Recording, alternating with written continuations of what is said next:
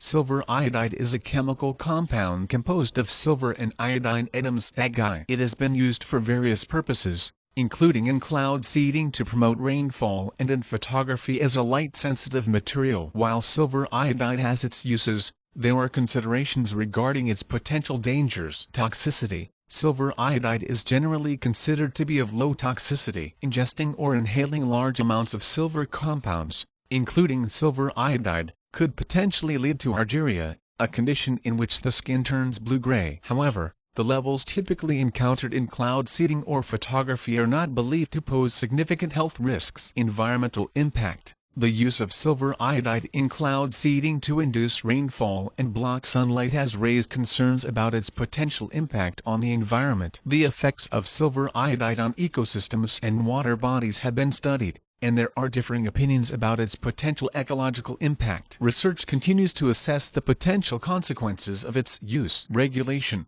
The use of silver iodide in cloud seeding and other applications may be subject to regulation and oversight by government agencies to ensure its safety and minimize potential risks to human health and the environment. Exposure. For individuals involved in the handling or use of silver iodide, standard safety practices should be followed to minimize exposure. This might include wearing protective equipment, following recommended handling procedures, and adhering to regulatory guidelines. It's important to note that the level of danger associated with silver iodide can depend on factors such as the concentration, duration of exposure, and the specific application. If you have specific concerns about the use or exposure to silver iodide in a particular context, it's advisable to consult with relevant experts, regulatory agencies, or health professionals who can provide accurate and up-to-date information based on the latest research and guidelines. If you're seeking information about any discussions or regulations related to silver iodide within the context of the European Parliament,